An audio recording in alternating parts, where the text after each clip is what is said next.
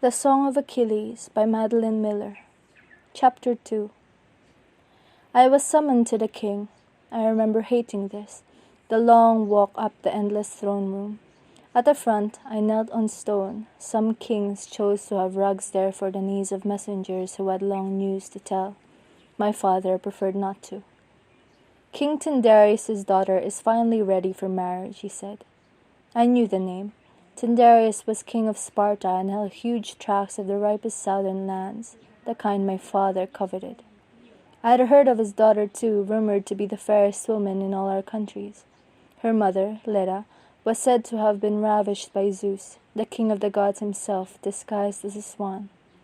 9 months later, her womb yielded 2 sets of twins, Clytemnestra and Castor, children of her mortal husband, Helen and Polydeuces, the shining signets of the gods. But gods were known to be notorious poor parents. It was expected that Tyndareus would offer patrimony to all. I did not respond to my father's news. Such things meant nothing to me. My father cleared his throat, loud in the silent chamber. We would do well to have her in our family. You will go and put yourself forth as a suitor. There was no one else in the hall, so my startled huff of breath was for his ears alone, but I knew better than to speak my discomfort. My father already knew all I might say, that I was 9, unsightly, unpromising, uninterested. We left the next morning, our packs heavy with gifts and food for the journey. Soldiers escorted us in the finest armor. I don't remember much of the trip. It was overland, though. We left the next morning, our packs heavy with gifts and food for the journey. Soldiers escorted us in their finest armor. I don't remember much of the trip. It was overland, through countryside that left no impression. At the head of the column, my father dictated new orders to secretaries and messengers who rode off in every direction. I looked down at the leather reins, smoothed their nap with my thumb. I did not understand my place here. It was incomprehensible, as so much of what my father did was. My donkey swayed, and I swayed with him, glad for even this distraction. We were not the first suitors to arrive at Tyndareus' citadel. The stables were full of horses and mules, busy with servants. My father seemed displeased with the ceremony afforded us. I saw him rub a hand over the stone of the hearth in our rooms, frowning. I had brought a toy from home, a horse whose legs could move. I lifted one hoof, then the other, imagining that I had ridden him instead of the donkey. A soldier took pity on me and lent me his dice. I clattered them against the floor until they showed all 6s in one row. Finally, a day came in which my father ordered me bathed and brushed. He had me change my tunic, then change again. I obeyed, though I saw no difference between the purple with gold or crimson with gold. Neither hid my knobby knees. My father looked powerful and severe, his black beard slashing across his face. The gift that we were presenting to Tyndareus stood ready, a beaten gold mixing bowl embossed with the story of the Princess Danae. Zeus had wooed her in a shower of golden light, and she had borne him Perseus, Gorgon slayer second only to Heracles among our heroes. My father handed it to me. "Do not disgrace us," he said. I heard the great hall before I saw it, the sound of hundreds of voices banging against stone walls, the clatter of goblets and armor. The servants had thrown open the windows to try to dampen the sound. They had hung tapestries, wealth indeed, on every wall. I had never seen so many men inside before. Not men, I corrected myself. Kings. We were called forward to council, seated on benches draped with cowhide. Servants faded backwards to the shadows. My father's fingers dug into my collar, warning me not to fidget. There was violence in that room, with so many princes and heroes and kings competing for a single prize, but we knew how to ape civilization. One by one they introduced themselves, these young men showing off shining hair and neat waists and expensively dyed clothing. Many were the sons or grandsons of gods.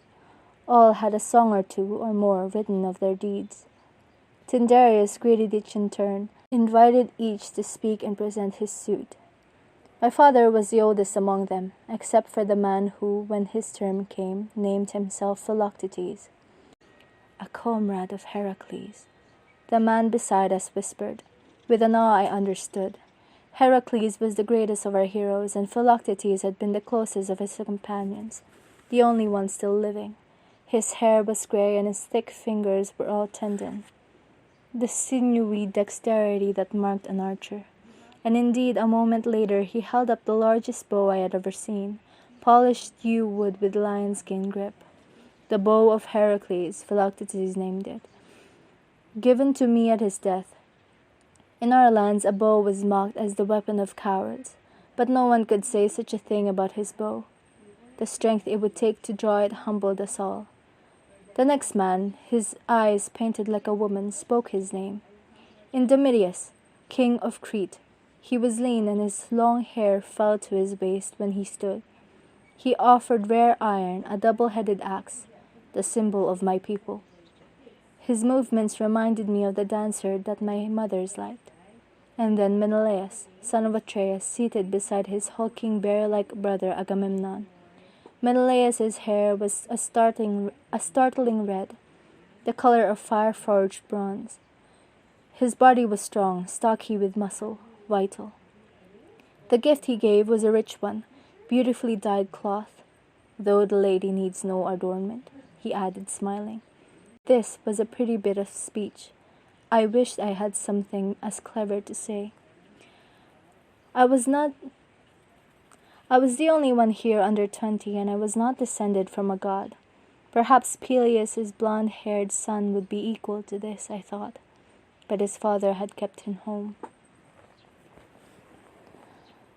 Man after man, and their names began to blur in my head. My attention wandered to the dais, where I noticed, for the first time, the three veiled women seated at Tyndareus' side. I stared at the white cloth over their faces, as if I might be able to catch some glimpse of the woman behind it. My father wanted one of them for my wife. 3 sets of hands, prettily adorned with bracelets, lay quiet in their laps. One of the women was taller than the other. One of the women was taller than the other two. I thought I saw a stray dark curl peek from beneath the bottom of her veil. Helen is light-haired, I remembered, so that was not Helen. I had ceased to listen to the kings. Welcome, Menoetius. The speaking of my father's name startled me. Tyndareus was looking at us. I am sorry to hear the death of your wife. My wife lives, Tyndareus. It is my son who comes today to wed your daughter. There was a silence in which I knelt, dizzied by the spin of faces around me. Your son is not yet a man. Tyndareus' voice seemed far away. I could detect nothing in it. He need not be. I am man enough for both of us. It was the sort of jest our people loved, bold and boasting, but no one laughed. I see, said Tyndareus. The stone floor dug into my skin, yet I did not move. I was used to kneeling. I had never been more glad of the practice at my father's throne room. My father spoke again, in the silence. Others have brought bronze and wine, oil and wool. I bring gold, and it is only a small portion of my stores. I was aware of my hands and the beautiful bowl, touching the story's figures. Zeus appearing from the streaming light, the startled princess, their coupling. My daughter and I are grateful that you have brought us such a worthy gift, though paltry to you. A murmur from the kings. There was humiliation here that my father did not seem to understand. My face flushed with it. I would make Helen the queen of my palace, for my wife, as you know well, is not fit to rule. My wealth exceeds all of these young men, and my deeds speak for themselves. I thought the suitor was your son. I looked up at the new voice, a man who had not spoken yet. He was the last in line, sitting at ease on the bench, his curling hair gleaming in the light of the fire. He had a jagged scar on one leg, a seam that stitched his dark brown flesh from heel to knee, wrapping around the muscles of the calf and burying itself in the shadow beneath his tunic. It looked like it had been a knife, I thought, or something like that. ripping upwards and leaving behind feathered edges, whose softness belied the violence that must have caused it. My father was angry. Son of Laertes, I do not remember inviting you to speak. The man smiled. I was not invited, I interrupted, but you need not fear my interference. I have no vested interest in the matter. I speak only as an observer. A small movement from the dais drew my eye. One of the veiled figures had stirred. What does he mean? My father was frowning. If he is not here for Helen, then for what? Let him go back to his rocks and his goats.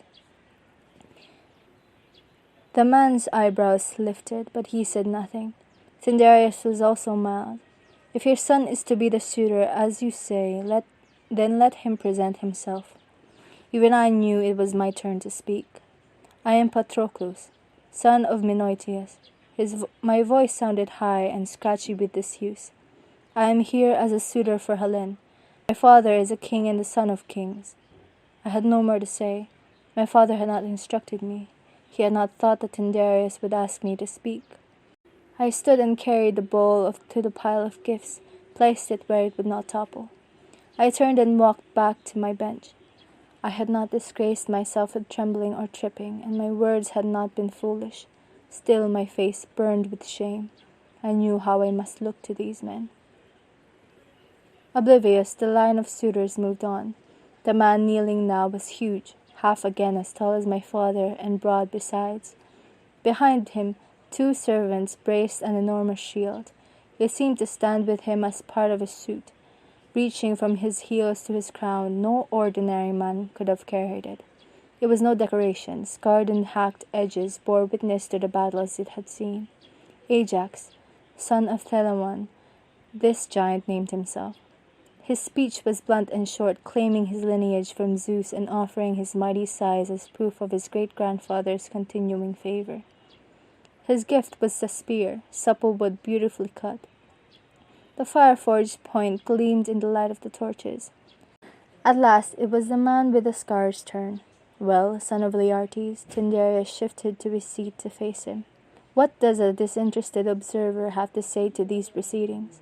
The man leaned back. I would like to know how you are going to stop the losers from declaring war on you, or on Helen's lucky new husband. I see 6 men here ready to leap at each other's throats. You seem amused. The man shrugged. I find the folly of men amusing. The son of Laertes scorns us. This was the large man, Ajax, his clenched fist as big as my head. Son of Telamon. Never.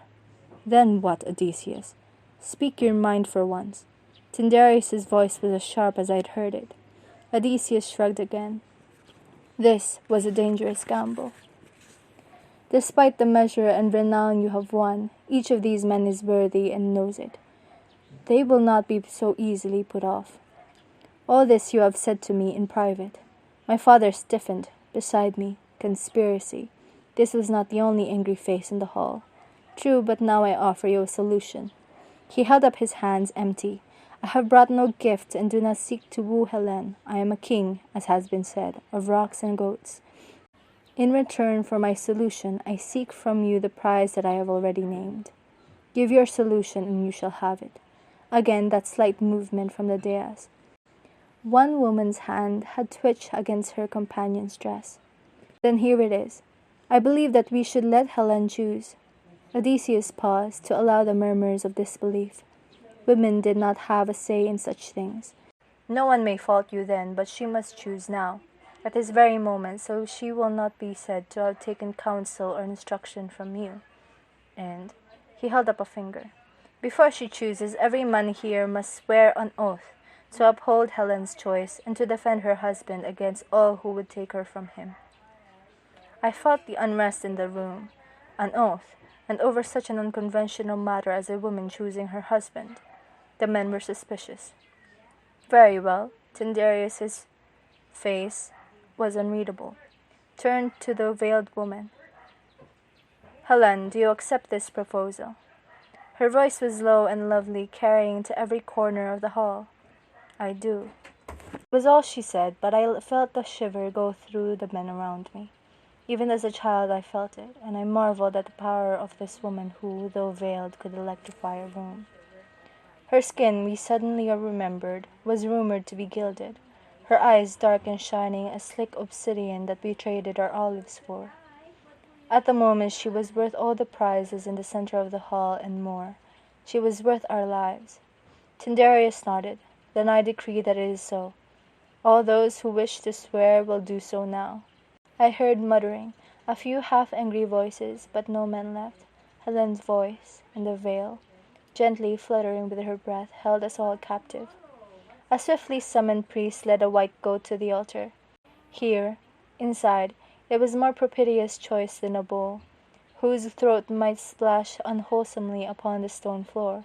The animal died easily, and the man mixed its blood with the cypress ash from the fire. The bull hissed loud in the silent room. You will be first. Tyndareus pointed to Odysseus. Even a 9-year-old saw how fitting this was. Already Odysseus had shown himself too clever by half. Our ragged alliances prevailed only when no man was allowed to be too much more powerful than another. Around the room I saw smirks and satisfaction among the kings. He would not be allowed to escape his own noose. Odysseus's mouth quirked in a half-smile. Of course, it is my pleasure. But I guessed it was not so. During the sacrifice I had watched him lean back into the shadows as if he would be forgotten. He rose now, moved to the altar. Now Helen, Odysseus paused, his arm half extended to the priest. Remember that I only swear in fellowship, not as a suitor. You would never forgive yourself if you were to choose me. His words were teasing and drew scattered laughter. We all knew it was not likely that one so humanous as Helen would choose the king of barren Ithaca. One by one the priest summoned us to the hearth, marking our wrists with blood and ash, binding us chains.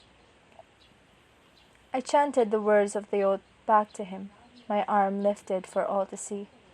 When the last man had returned to his place, Tyndareus rose. Choose now, my daughter. Menelaus, she spoke without hesitation, startling us all. We had expected suspense, indecision. I turned to the red-haired man who stood, a huge grin cracking his face. In outsized joy, he clapped his silent brother on the back. Everywhere else was anger, disappointment, even grief, but no man reached for his sword. The blood had dried thick in our wrists. So be it. Tyndareus stood also. I am glad to welcome a second son of Atreus to my family. You shall have my Helen, even as your worthy brother once claimed my Clytemnestra. He gestured to the tall woman as though she might stand. She did not move. Perhaps she had not heard. What about the third girl? This shout from a small man, beside the giant Ajax. Your niece. Can I have her? The men laughed, glad for an easing in the tension. You're too late, Teucer. Odysseus spoke over the noise. She's promised to me. I did not have the chance to hear more. My father's hand seized my shoulder, pulling me angrily off the bench. We are finished here. We left that very night for home, and I climbed back on my donkey, thick with disappointment. I had not even been allowed to glimpse Helen's fabled face. My father would never mention the trip again, and once home, the events twisted strangely in my memory. The blood and the oath, the room full of kings. They seemed distant and pale, like something a bard had spun rather than something I lived. Had I really knelt there before them, and what of the oath I had sworn? It seemed absurd even to think of it, foolish and improbable as a dream is by dinner.